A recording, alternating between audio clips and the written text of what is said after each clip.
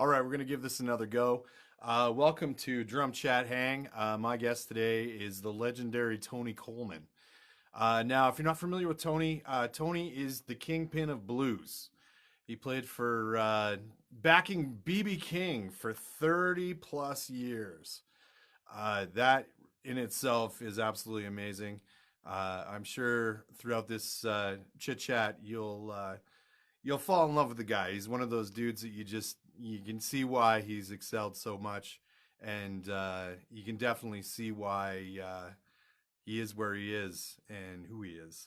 My name is Jeff Towers. I play in a couple of bands in Calgary, Alberta, Canada, and I also play for several companies. I play for Mapex, Remo, Vader, Electro Voice microphones. So if you have any questions about all of that stuff, just hit me up either in a private message or email me, one of the two. Once this broadcast is complete, I'll be uploading it to my both my Instagram videos and to my YouTube channel. So if you haven't checked it out, check it out. Once again, my guest today will be Tony Coleman. For 30 plus years, he played with B.B. King, being the backing man for B.B. King, really, putting down the hardcore blues groove. He's also a Mapex artist, and we're on the same team as far as that goes. So good to see you once again. Yeah, man.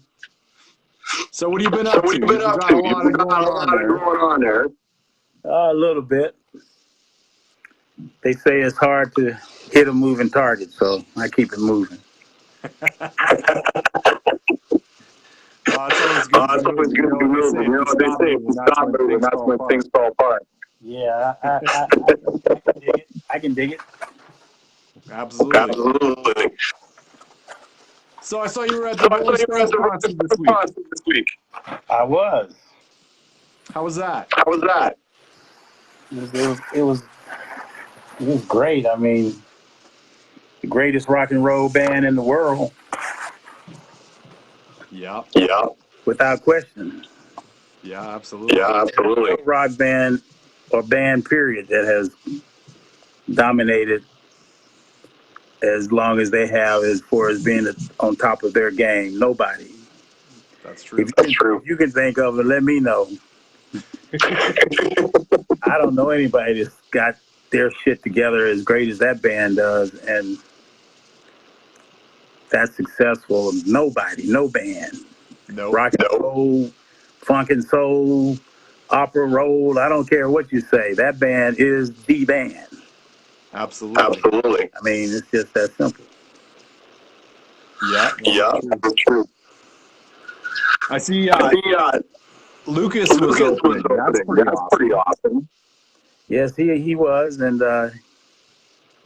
I got a chance to sit in with Lucas a little bit and hang with him, and nice. And the band. I love him. That's my little nephew. You know. Absolutely. B.B. King was the first professional band they ever went on tour with. So when they went on tour with us, B.B. personally asked me to make sure and keep an eye on them, son. Help them out if they need it. And that's what I did. That's awesome. I worked a couple shows for Willie Nelson camp and met him when he was younger. And it was a life-changing experience for that family. You know? They really bring you in and make you feel very much like you're supposed to be there. And that's awesome. Willie Nelson is the only artist that every genre in the world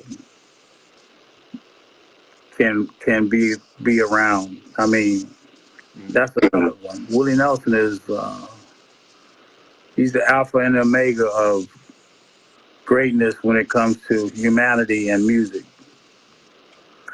I don't know anyone greater than Willie Nelson that's alive today that's got that. Yeah. That's my Buddha. That's my and Willie I trust. Absolutely. Yeah. Absolutely. Absolutely. We were talking the other day about Pooty. Yeah. Yeah. Now that was a guy. About what? Remember Pooty? Remember Pooty? Oh yeah, Pooty. Well, I mean, that was my friend. But that band, Jody Payne and I actually wrote a song together, and I'm gonna eventually record it. We wrote a song together on the bus one day, and B. Spears, of course, was like my twin brother. He played more tricks on me than anybody in the world that I considered a friend. He was always tricking me with all kinds of stuff, and I miss him. We used to talk all the time, and he was a good friend. He was a good friend. And I mean, everybody in that band, and Miss Bobby Nelson, they're just all of them. They're just great people, you know. And what can you say about Paul and Billy? Billy's my brother. Mm-hmm. The only drummer in the world other than Charlie Watts that played in the same band longer than anybody in the world. Yeah. Yeah. Charlie Watts, Paul English. Yeah. Yeah. Well, that's where you know about my single drum theory stuff. A lot of it comes from watching Paul English and Billy English as well. And those two right there are probably the biggest influence out of all of that. Well, the way you play in a band with Willie Nelson, the correct way is the incorrect way to play drums. It's different. There's only one way to play drums with Willie Nelson properly, and that's just play Willie drums. You can't be a drummer. I could never get in that band and play with Willie Nelson the way Paul English and Billy's been there forever watching, so he knows it. But same thing with Charlie Watts. Nobody could ever replace Charlie Watts in the Rolling Stones. No, it's hard. Nobody could play that gig and make it feel and sound like that. He's the only one. And if something should happen to him and they call for another drummer, forget about it. It'll never sound the same.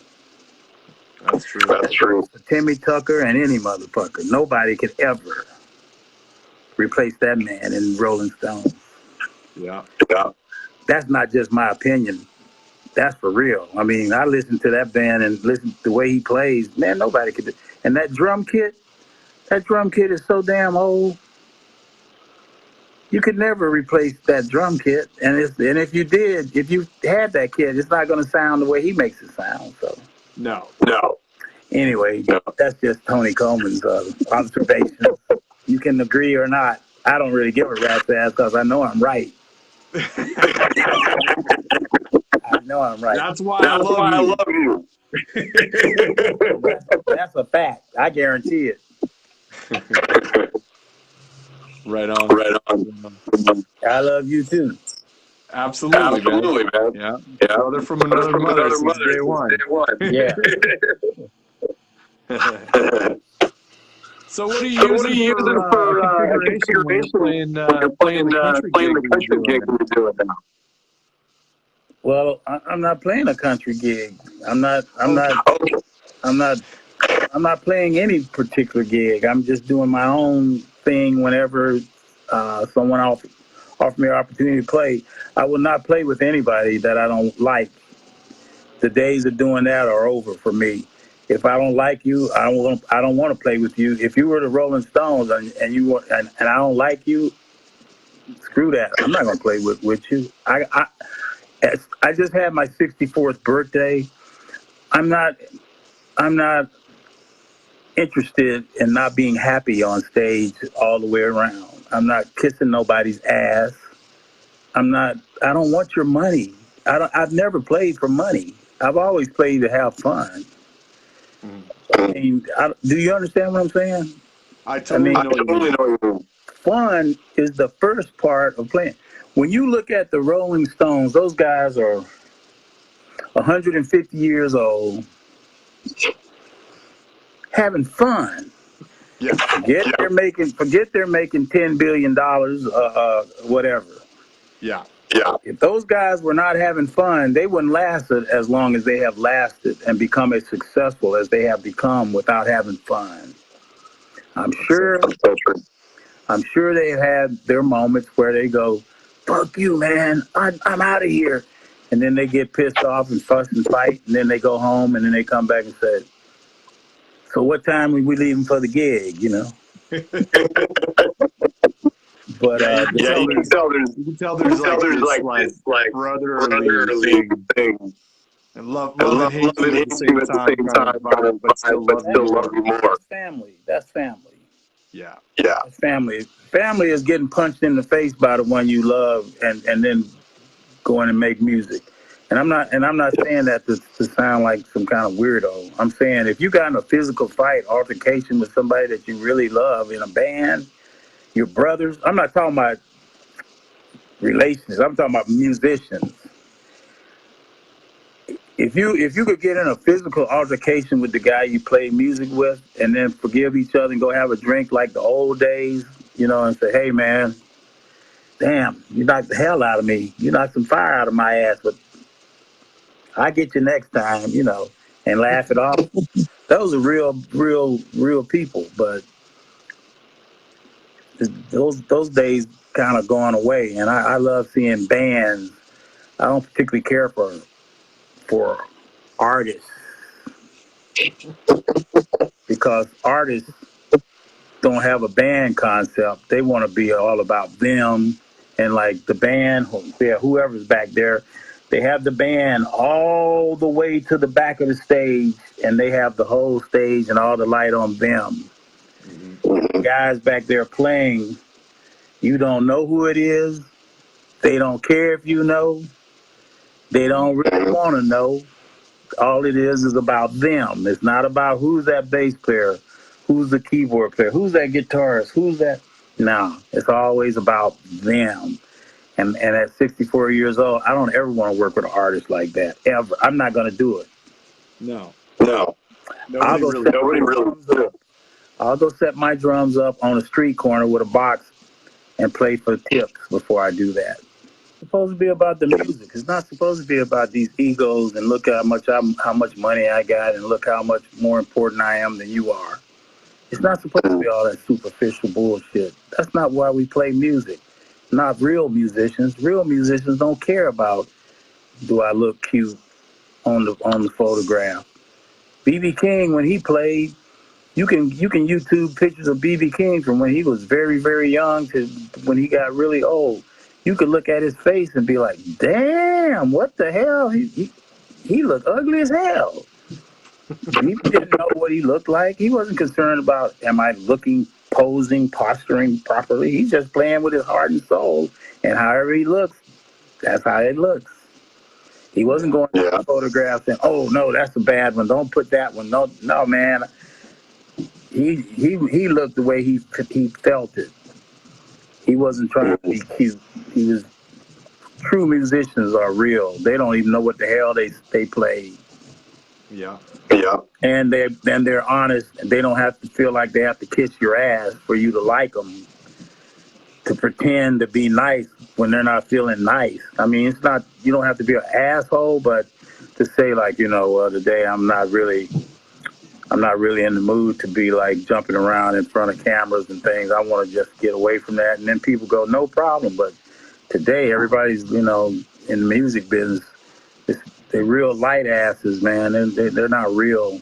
I don't particularly care for that. I love to play the drums and have fun on stage. Totally. I've always been a rebel, and people call you an asshole when you're honest.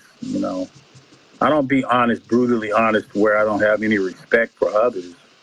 I think if you're being disrespectful to somebody and not being kind and nice, to be honest about things and not pretend. I don't like pretenders, like pretend to be something you're not. I can't do that, Earth, Wind, and Fire had a song about on your face. Ain't it funny how the way you feel shows on your face? And no matter how, however I feel, that's how it comes across. Yeah. Yeah. Yeah. Yeah. So where are you right now? You're home? You're home? Yeah. Right on. Right on. I go to, I'll be going to San Francisco Sunday and Monday and be back Tuesday. And then I'll be going to the B.B. King Symposium Museum to talk about B.B. and working with B.B. And I'm looking forward to that. And my brother Jamie Johnson is going to join me and talk about how B.B. inspired and influenced him and his music. And he's inviting Randy Houser, who is a country artist that's from Mississippi. Yeah. And I hope Randy can come, because my whole thing now in my life is to put a lot of emphasis on showing people that musicians have always been cool with one another. Doesn't matter if you're the same, if you're not the same, if you play different. Musicians have always been able to be together as human beings. And we are the kind of musicians that we will play with anybody. We don't care if you're like us or not. And one of the biggest misconceptions about country music is black people aren't invited to be in country music. In America, that's a bunch of bullshit. It's a lot of black people who love country music. My grandmother played country music when I was growing up, and she listened to blues and she listened to soul and jazz. That's who raised me.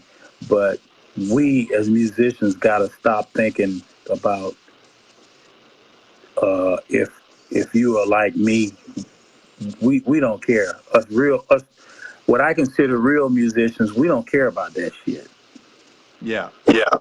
And we bridge. We make bridges.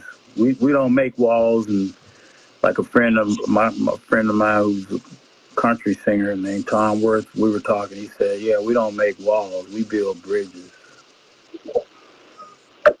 Absolutely. Absolutely. Yeah. Yeah. And when I was playing with Jamie, you want to talk about that? I mean. Yeah. Yeah. Yeah, I do. Yeah, I do. I'm just talking. What do you want to talk about? I want to hear what everyone is talking about. That's what it's all about. Free flow. Okay. Can you hear me okay? I can hear you fine. So I was visiting Willie Nelson's. I was on Willie Nelson's bus, and we were sitting there and talking, just fellowshipping amongst the two of us. And Jamie Johnson came on the bus, and he sat down, and I left the bus. I didn't know who Jamie was. I knew it was one of Willie's friends, and I was like, let me give him space so he can talk to his friend. And then Jamie left, and I was at the Ocean Way Studios while Willie was recording for Ray Price, a record for Ray Price with Vince Gill and the Time Jumpers. And I sat in the booth between Willie, looking at Willie right there, and looking at the harmonica player. Mickey. Damn. Yeah. Fired on Mickey's name. And Vince Gill and another dude. Oh yeah. And Vince Gill and everybody they were playing, and it was like surreal. I mean, I've been around Willie live with BB and all of that, and out hanging out with Willie. But to watch Willie record, to sit there and listen and watch him record, he did one take and that was it. Most of the stuff was that way. One take. The producer said, "You all right, Willie?" "Yeah, let's do another one." Just like that. Anyway, Willie came back to Nashville, and I came back to visit him, and then Jamie came on the bus. And then that's when I met Jamie, and Willie said, "Tony Coleman." And Jamie said, "No, I saw him with you last time. said, yeah, that was B.B. King's drummer. He goes, oh, how you doing, Mr. Coleman? I said, hey, Jamie, call me Tony Coleman, TC Coleman, like B.B. did, Coleman. He said, okay. So anyway, we chatted a little bit, and I got up to leave. And before I left, I gave my goodbyes to Willie, and I looked at Jamie. I said, hey, man, if you ever need a drummer, give me a call. And Jamie said, well, give me your number. And I gave it to him. I didn't expect shit from it. And 3 days later, I got a call and a text from Jamie. Could I give him a call? He said he needed a drummer, and you said if I needed one to call you. And I said, well, yeah, man. I said, but Jamie, I don't know you. I don't know your music. And, but I could do, I'm sure I could do the gig. He said, well, you know Willie Nelson and you play with B.B. King, I think you'll be fine. So I said, okay. I said, so when is the gig? Jamie said, oh, we're leaving tomorrow night. I said, what about rehearsing? He said, well, you get with Mark, the bass player, and he'll tell you what's going on. And Mark said, man, I don't know what to tell you. All I know is we play one song, two maybe, and Jamie's off to the races. I don't know what the hell. But I give him a bunch of songs that he might do. And then we were riding down the highway that night on the bus, headed to Baton Rouge from Nashville, and went to bed. I got up, I was hanging with the bus driver, riding down the highway, chatting with the bus driver, and I heard somebody sniffling in the back, and it was Mark. His dad had just passed. Oh, man. Go back. So when we got to Baton Rouge, he had to go back home. And Jamie got him back home. Yeah, anyway, we got to the gig, and Jamie realized I got to send Mark back home. His dad passed. And so Jamie was trying to get a flight, couldn't get him a flight. I had a friend with an airplane in Houston. He said, my plane is not big enough, fast enough. It's a Cessna to get to Nashville and get the guy back. So he called Kid Rock. Kid Rock got him a Learjet that he knew somebody. So Jamie got the jet, flew him back home and picked up the bass player, brought him back 30 minutes before the gig time. We had no rehearsal, and we had to play the gig. And I'm playing drums, and I don't know shit. And we made the gig work, and I felt terrible because I was just lousy. But the audience didn't really know, but I knew, Yeah. So I say to Jamie, hey, man, I'm sorry about it. He said, what are you talking about? I said, man, I didn't know your stuff. He said, did you listen to my music? I said, yeah. He said, well, stop listening and play.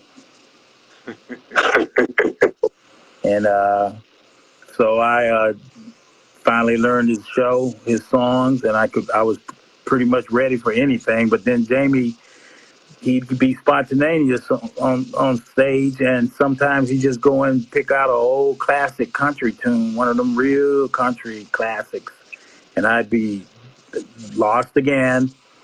So finally, I said to Jamie, a couple of times Jamie said, TC, Tony Coleman, just sit this one out. And I'd be sitting up there like, boy, this sucks. And so I said to Jamie, hey, Jamie, you're my brother forever, man. I love you, and thanks for this opportunity to work with you. But you pulling rabbits out of the hat that I don't recognize. And I said, you're like BB and Willie and those guys. You feel it. You just call it out and you start playing, and everybody be on point. But I don't think it's fair for you or the audience or myself to be doing that, So I said, I think you need to get a country drummer, man, to do this gig. I said, because I could play it if I rehearsed it in advance and learn it, but because Jamie can play any kind of music, but when it comes to country music, believe me, Jamie is country. I tell people, Jamie Johnson is country as a chicken coop. And I'm funky as a chicken coop. but Jamie need country. You better know some country. And so he said, I think you're right. We're gonna have to find you a blues gig in Nashville. I said, nah, that's all right, man. I don't need no blues gigs. I had enough blues if I never played drums again. But then he said, hey man, I started out in the drum and bugle corps, and I love drums, of course. And sometimes I have drummer and a percussionist, and we switch up. Would you mind playing percussion? And I said, sure. And we tried it out, and I did it for 2.5 years with him. And I said, I'm not a percussionist. I'm with you in a country band. I'm a concussionist. I'm a country percussionist, a concussionist. So when you were doing that, what's for percussion stuff? I had a percussion set up like I was playing with Carlos Santana with Jamie Johnson. I had all kind of shakers. As B.B. King said, I did that with B.B. one time, played percussion. We toured with Carlos Santana. And then one day we were in New York at the hotel lobby in Times Square at the Marriott. And B.B. walks up and gives me his credit card and says, hey, son, go around there to Manny's, the music store called Manny's right around the corner. Yep. He said, go get some of them percussion, them bongalos and congalos and rat-a-tat-tats. Go get all that stuff. And we had 2 drummers, so me and Caleb Infrey. And I said, but when we were on tour with Santana, he messed around and heard them do Soul Sacrifice and heard that. And he was like, yeah, well, Coleman, go play percussion. I said, man, I'm not a percussionist. He said, well, you'll figure it out, and walked away. Oh, man. But Jamie, I asked Jamie, so what do you want me to play? He said, hell, I don't know. That's your job. I said, but what if ain't nothing to play on a song or something? He said, well, go back there and have a beer or something. Come up when you got something.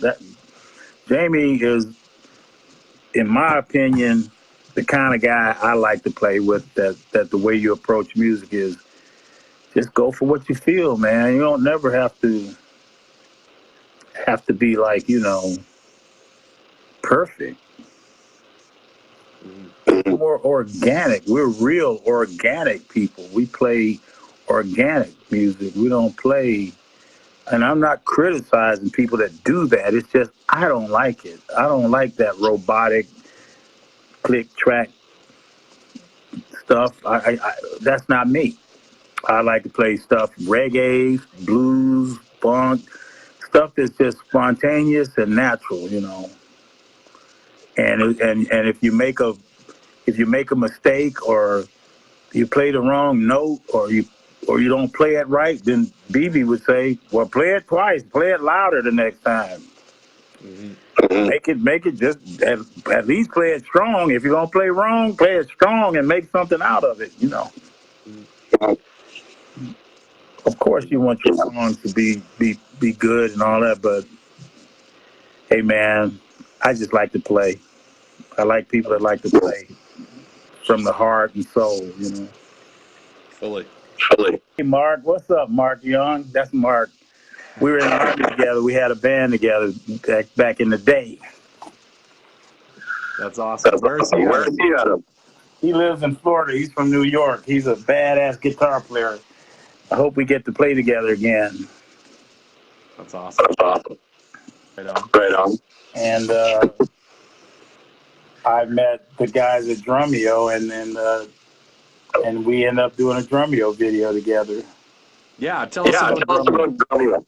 I love Drumeo. Drumeo is amazing. Terry Beatty, my sister from Seattle, she introduced me to Drumeo. She's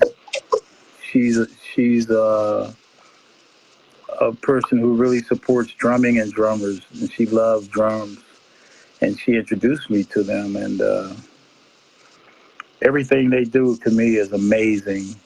Their concept of showing different drummers doing different things and their interpretations of drumming and drums. And it's amazing because none of us have the same attitudes, the same approach about drumming. Some are very, very serious, and some of them are just very, very loose and everything in between. So they're doing a great thing, and I'm so honored to actually be on Drumeo to do my part. I look at everything that people say on it because I'm active. I'm actually reading, and I will comment on comments sometimes, but I don't really comment when people say, "Oh, Tony, that's great," and I'm like, "Thank you, that's cool." And then, like, then you're gonna get a couple of guys on there, like some of them go, "Man, that guy sucks." I don't understand why people are like that. I find it entertaining. It's funny. I don't get mad, but I think it's funny because I go, you got to be a real loser to get on there and criticize somebody about what they're doing. And it's like, what the hell are you doing? But it's so funny. Exactly. Like the guy goes, "Man, if I had to play blues like that, man, I'd fall asleep. If that guy was in my band, I'd fire him." And then one guy goes, "He fire you," which is true. I love how people are so quick to judge, especially when they're from behind the keyboard. Yeah, they they would never come to my face and say that. Oh, hell no. Oh, hell no. I would invite them to do it, though. I would like to see the outcome. It would be funny. I want to watch. I invite. I don't care how big, how tall, how wide, how small. I'd just love for you to come in front of my face and say that to me. They would be interested. Oh man. But no, I think like my Drumeo, I have people going, "Man, that's not the way such and such play the blues. That's not the way that goes." And didn't he just play the same shuffle? Wasn't that the same beat? And then they're like trying to critique what I'm saying, and which is totally stupid because I don't play for you and I don't work for you. And I've worked with every major great blues musician, female and male, in history, and soul people. And that's the way black people do our stuff. So when somebody try and tell me, I would never tell Jamie Johnson and country music players how to play country music because I don't know what the hell I'm talking about. But those guys are experts. So you think I'm going to try to argue with somebody in country music about why they should do this, that, and the other, or reggae? I played in a reggae band, and the guitar player in the band said, "Drummy, he called me Drummy. His name is Clarence." Oh, looks like your Wi-Fi drone. Am I back? Oh, there we go. You're back. Okay. And Clarence, I was playing in a reggae band, and I thought I could play reggae good. And he said, one day he told me, he said, "Drummy, you bad. Oh, God, man, you're so bad on the drums. You're like a rattlesnake. You're a bad motherfucker, man. But, Tony, your reggae, it sucks bad." He said, "But I gonna teach you. I gonna teach you how to play it properly. You're not far from it, but you're not quite there yet, man." See, I like that. So when I say how to play the blues, it's based on playing with B.B. King, Bobby Blue Bland, Albert Collins, Albert King, Katie Webster, Coco Taylor, Etta James, all the greats that you'll never get to experience because one reason they're not here anymore, and if they were here, they would have shot you on stage if you played like you know. Yeah. So when I tell people the proper way to play, it's based on my culture, and the black blues is black culture. It's the gift. It's black people in America that play blues gift to the world. It's a culture thing, man. It's not just put on some sunglasses and some suits and be looking cool. It's and you can't to learn anything right, to learn how to play any kind of music right, you got to be exposed to the people that do it and their lifestyle and how they think and how they are. You got to experience that to do it properly. When I got the chance to play with Jamie Johnson's band, I went to every country bar I could in Nashville. I sit in there, get me a beer, and watch. I didn't have nobody coming up to me saying, "Hey, you're a black guy. What the hell are you doing in here?" They may have thought about it. But the point I'm making is I wanted to see how they play, how they approach.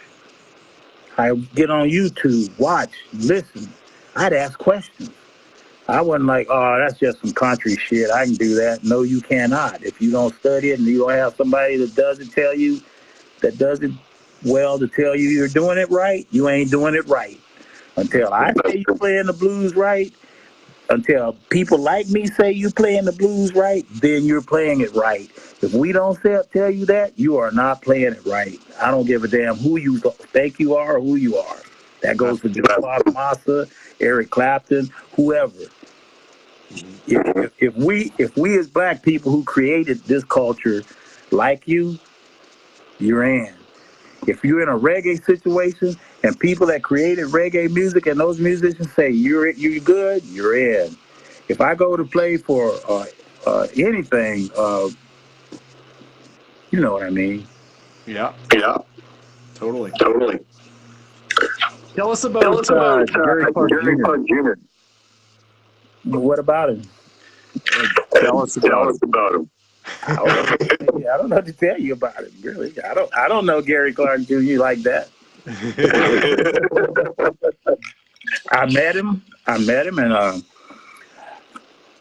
I like him being Gary Clark Jr. I like the fact that Gary Clark Jr. is Gary Clark Jr. He gets criticized like a lot of guys for, man, he ain't playing the blues. I disagree. I like him. I disagree.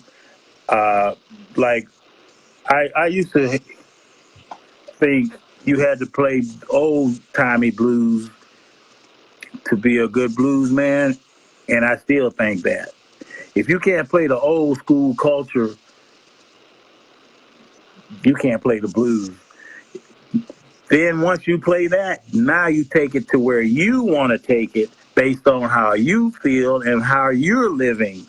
Because I'm not living back there in the old blues days, sitting on a porch with a white man going to whoop my ass if I don't say yes, sir, boss, and all that. That's where the blues came from. I wouldn't have made it. But you got to understand that culture and know what that's about to be able to feel it and play it. Then you can run with it and redesign it the way you want to interpret it and feel it. That's okay, but to just all of a sudden pick up a guitar and go down, down, down, down, down, down, and say, I'm a blues man. No, that's bullshit. Gary Clark is Gary Clark, and he's doing well, and I like him, and he's taking the blues to the next level.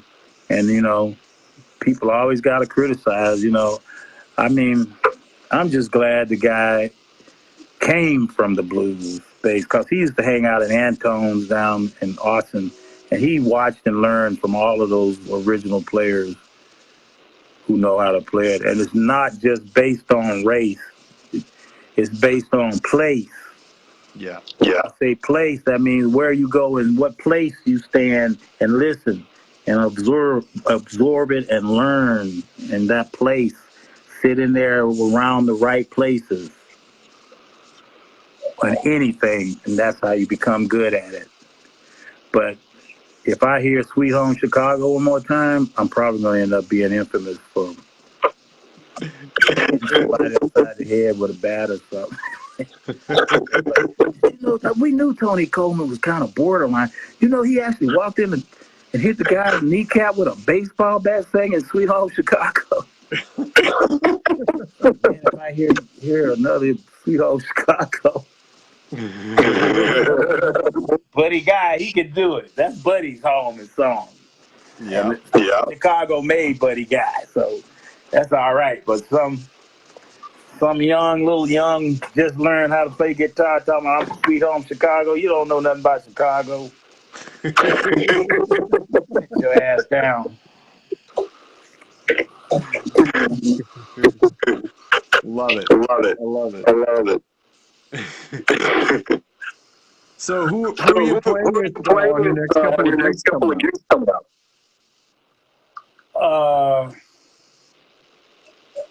I'm just doing my own thing. I mean, I'm doing my own. Right now, right now I'm going to see about being able to go on tour and talk about blues and B.B. King and Bobby Blue Bland and Albert King and the blues, and talk about all my experiences playing with those people and telling stories and talking, like a one-man theater performance. I'm trying to work on that right now, where you can hear me just tell you the way it was and the way I feel about it,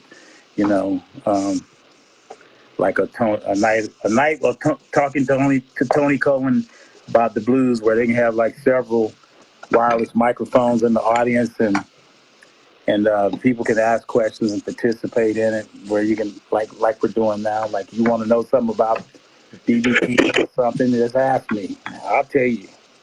Yeah. That's cool, man. That's cool. There's not a lot of that going on. Yeah, because you see, musicians, like I said earlier, like one thing I love about people like Jamie Johnson. Jamie's a musician artist that appreciates his musicians. I mean,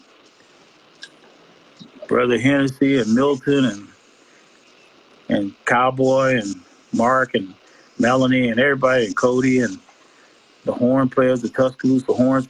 I mean, he acknowledges the band, and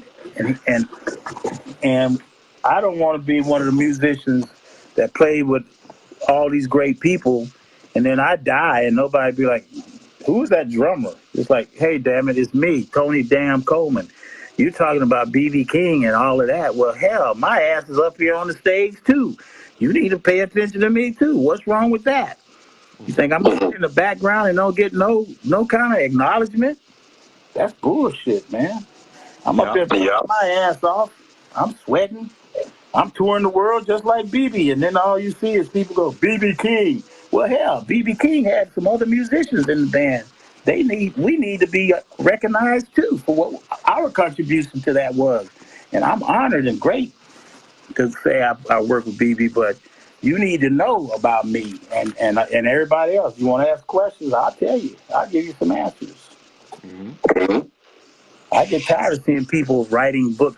I'm writing a book about B.B. King. I've been to his concerts and I've seen him perform 300 times. Yeah. Oh, this guy's an expert on B.B. King. No, you're just okay. Cashing in. Well, that's the way I see it. No, I agree. Man. Know the real deal, you need to talk to Tony Coleman.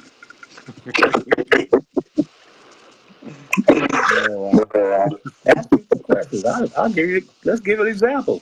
Ask some questions. Let's see. Do you find that your situation you're talking about where you're not recognized because you were behind somebody that size? Have you run into other people who are in the same situation? I can throw that question at you. Who was the musicians that backed up Sam and Dave when they were hot? Who was in the horn section with Joe Texas band when he was out there? Yeah. Who played with Little Richard when his band, the Upsetters? Who was the band? Who was the drummer? Who was the bass player? Who was the keyboard player? Who were some of the musicians that played in Ray Charles's band? Yeah. That's so true. So what the fuck, man? I'm not going to be one of those people that played with all these great blues musicians, and then you're going to not know who the hell I am. I'm Tony goddamn Coleman, baby. That's a good way to do it. You gotta do it. I played with the guy. I was up there too, the 98 countries around the world, out on the road, not with your family. A lot of frustration touring on the road, man, and to make it work. and sacrifice not being with family members and birthdays and weddings and graduations and missing things. I was out there too, and all of us, we were working our ass off. So one thing I have to give BB credit for is before he even started the show, he would introduce the band. That's awesome. That's awesome. Yeah. So, you know, you think I'm going to sit here and act like I'm supposed to be Peter Churchmouth and don't say shit? Like some guys This is what we want to hear. Some guys talking about, so Tony, BB, BB. Well, what about fucking TC? Yeah. I'm up here too. Yeah. Yeah. Well, I think you are getting recognition, you know? I have to get recognition. And, you know, the haters don't want you to do it. The haters want you to be quiet, but I don't give a damn about a hater. Yeah. Yeah. I got to do me and acknowledge my work and who I am and what I do. So there it is. That's true. You see, marketing and people who want to sell an artist don't care about who's helping the artist be the artist. They only care about the artist and what they can get out of it. That's why most managers, they just don't get it. They don't know what the hell they're doing. They just, you know, focus on what they consider is going to make them rich. Mm-hmm. They don't care about what's going to, how the musicians are being taken care of that's out there helping the artists stand up, you know. And today's artists is like karaoke. They're playing to machines and tracks. Yeah. Yeah. Yeah, there's a lot of that going on. I've noticed it more and more. Mm-hmm. Like there's a couple shows that I did this year where there was not even a band. Why the hell you go and see that? Oh, I didn't go to it. I was working for them, making the money. Oh, okay. They still have the money. I'll take it. I'm sure you would. Yeah. Sometimes you just gotta do it. Doesn't mean I'm supporting it. I'm not giving them the money. I'm taking the money. I'm not gonna do it. Yeah. Yeah. Yeah. That's two different sides of the coin. Yes. Let's talk about that. Tell us all about it. Well, I've always done my own songs, but I don't have a record deal, anybody to help me. So, you know, you just have to go on the internet and do what you can do, and hopefully people like what you're doing, you know. But right now, I'm just going to focus on doing another record, and I'm going to have to figure out a way to go out and tour, support myself and tour, take my music. Because being in the blues business as anything other than a guitar player, you might as well go get one of those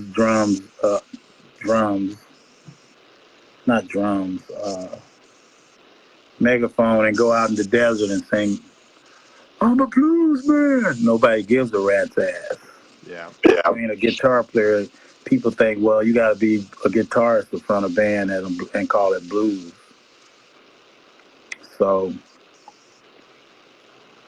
my next record is going to be more about the funk and percussion and drumming, more Africano.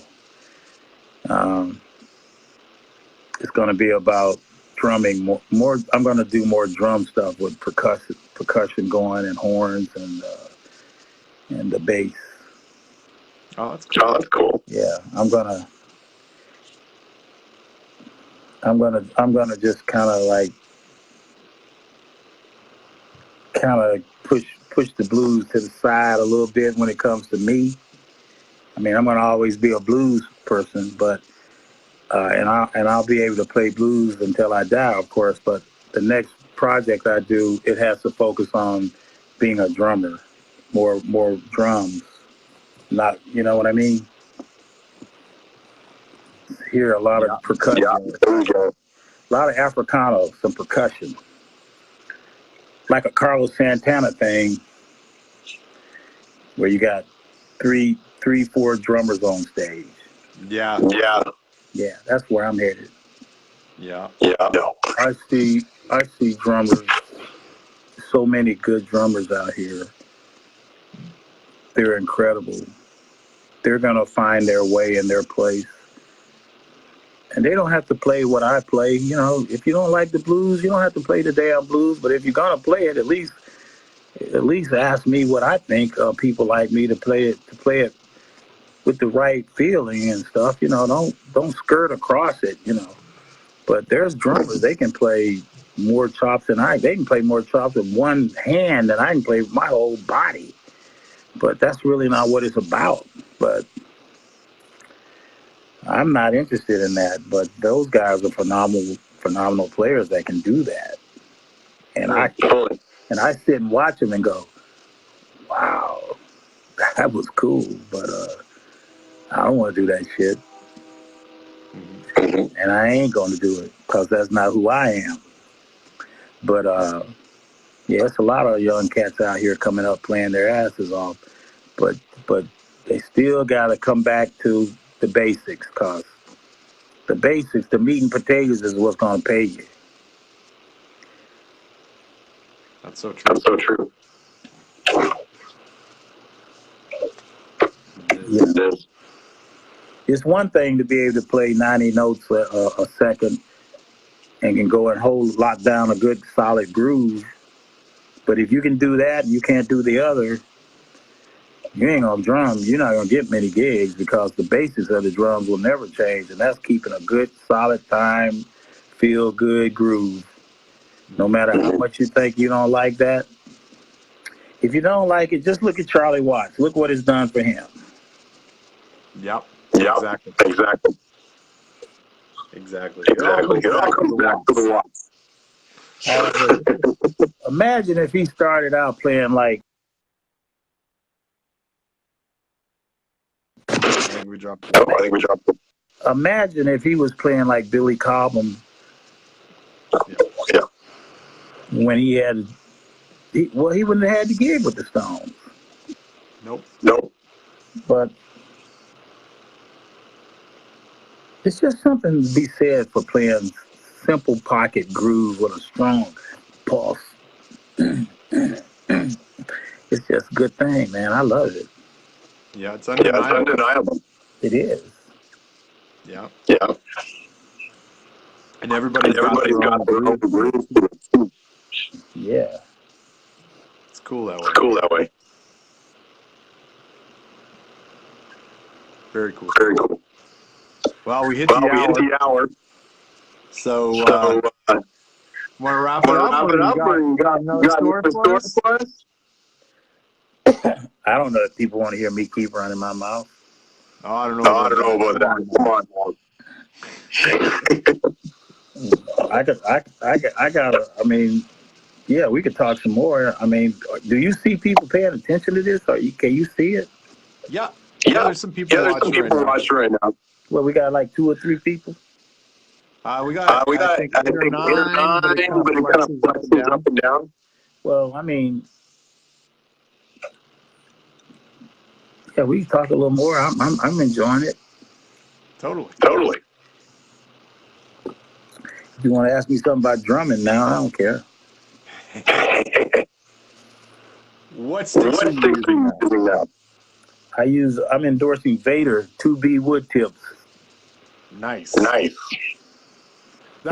means we're on two teams together. I'm with Vader too. Yeah.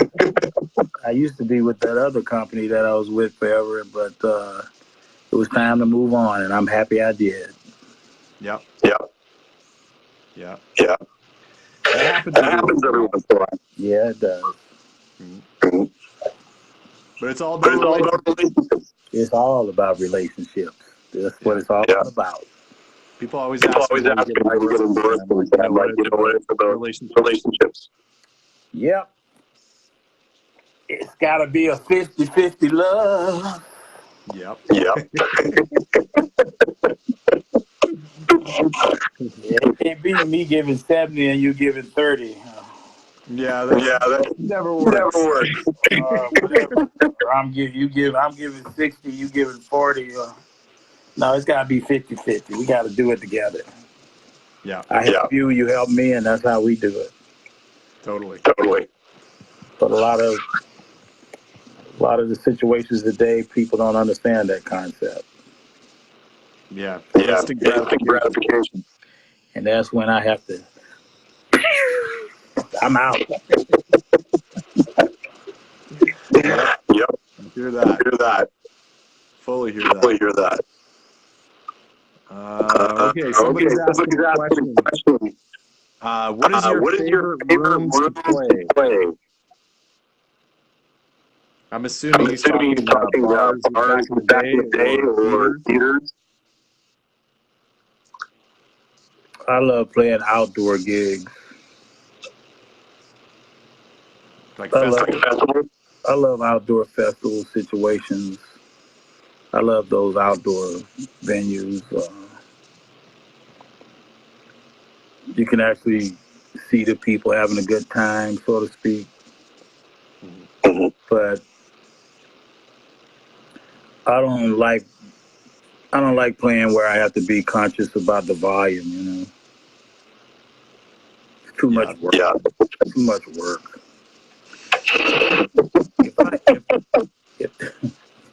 It's really funny, like guitar players play loud as shit all the time, and then the drummer hit the snare and they go, "Could you not play so loud?" Like, shut the fuck up.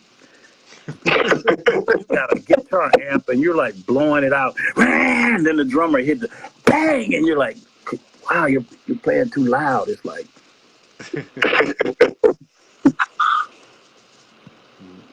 somebody's asking about the Grand Ole Opry. I loved it. It was amazing. Mm-hmm. I mean, I played every major, amazing historical venue in the world. I never played the Grand Ole Opry. To be in there was like being in a shrine, being in a cathedral of country music. It was so spiritual to me to know that as a black person, not many black musicians have had it. Not many black people have had the opportunity to play in that situation. And to be in there with Jamie, and when I went in there, they were going to have me set the percussion right beside Jamie. And I said, oh, no. They said, well, that's where the last time Jamie had a percussion player, he was beside him. I said, well, the only way I play up here is Jamie is going to play down on the stage, in front of the stage. I would not do that because I'm there to support Jamie. I'm not there to be, wow, who's looking at that percussionist right up every side? No, I bring my ass back there in the back. I'll be fine. I'm the support actor. I'm not supposed to be getting any attention from Jamie. I'm the support musician. If it was a band, hell yeah. When it's Tony Coleman band, I sit the drum kit right in the front. But to play at the Opry was, I got to do it twice, and I'm like, that was so damn cool, man. The guy who asked that question is Johnny King. Johnny King. He said to say hi. Hey, Johnny. All right. He's a bad musician too. Ask him. Oh yeah. Yeah. Ask him. What do he think about me playing with Jamie Johnson? Oh, here we go. Fun. So you still playing Sabian? Absolutely. Awesome. I'm going to play Sabian cymbals whether I have an endorsement or not. Mm-hmm. I love Sabian cymbals. They've been great to me. They got great cymbals. They always Mrs. Zildjian, he always treated me like family. And his family, I love them, and they've always been so kind to me, and I love them. And if they say, Tony, go away, I'll go away, but I'm leaving, but can I take my cymbals with me?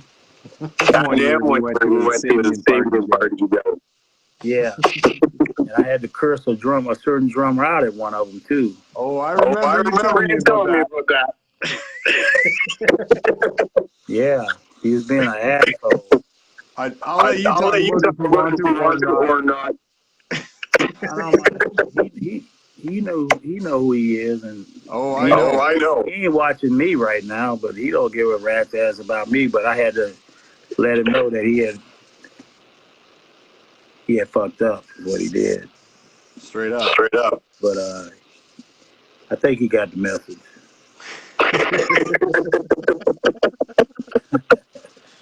And if you didn't, well, fuck him. Right. So,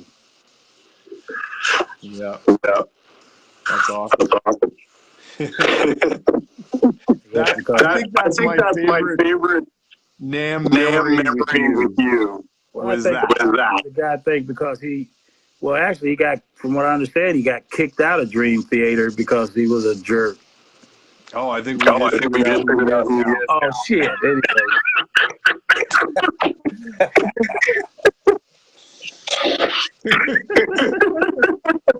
Well, I don't give a shit. I don't like it.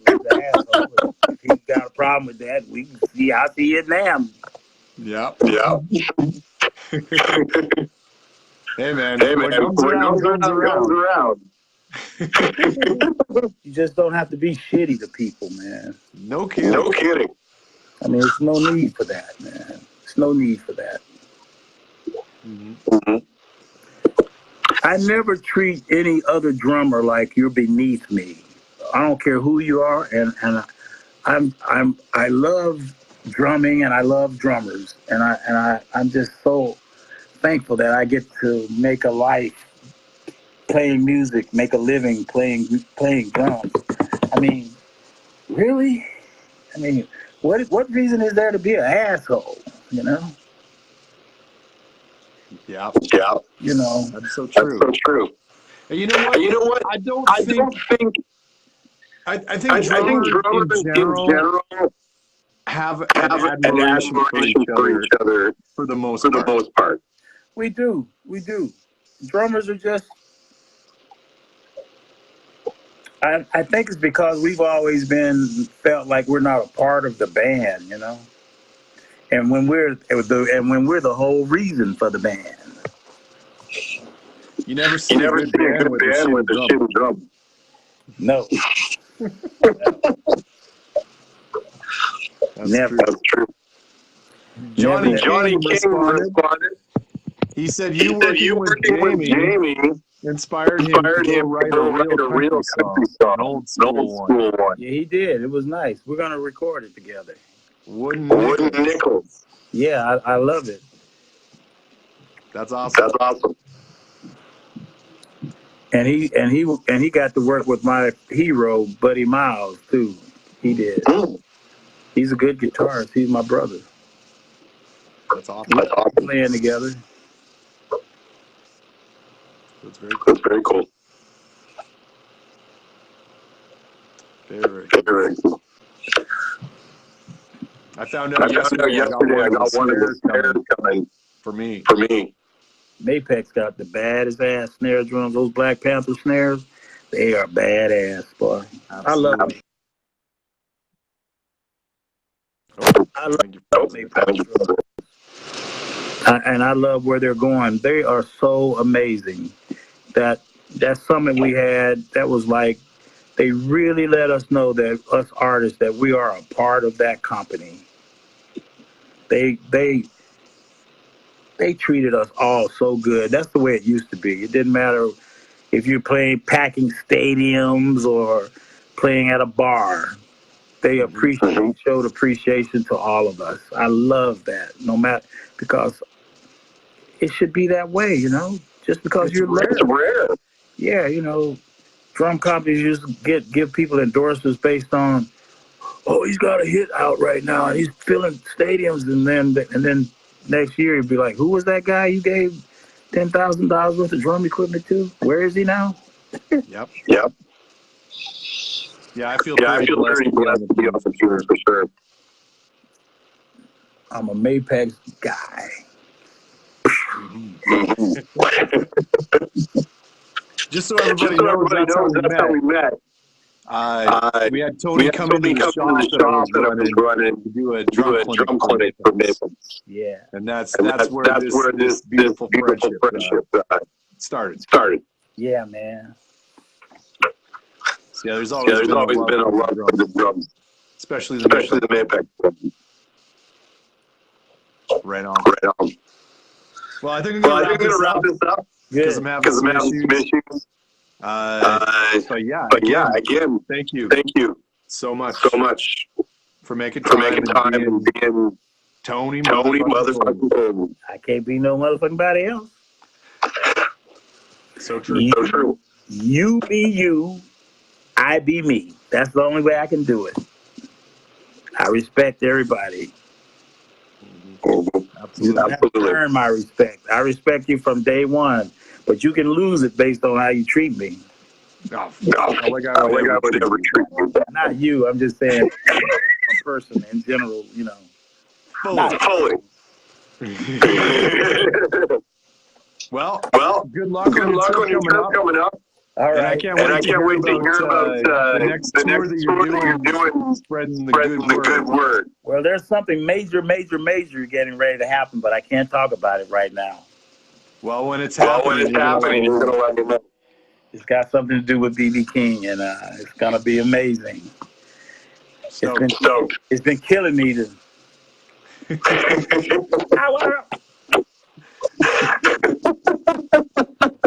It's gonna be big. I'm gonna get it out. It's not gonna be over the video. What's gonna happen is we got an audio problem. All right. Again, thank you, Tony. Yeah, Jeff. Thanks everybody for checking it out. I'm gonna post it to my YouTube channel. So I'll hit you up and send you the link and all that. See if I can clean it up. Make a call after a little better so I can talk to you.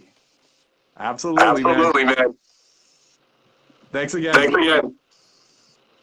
Thank you. Cheers. Thanks for checking out Drum Chat Hang. Special thanks to Tony Coleman. Make sure you subscribe below there so you're up to date with what's going on. Thanks again.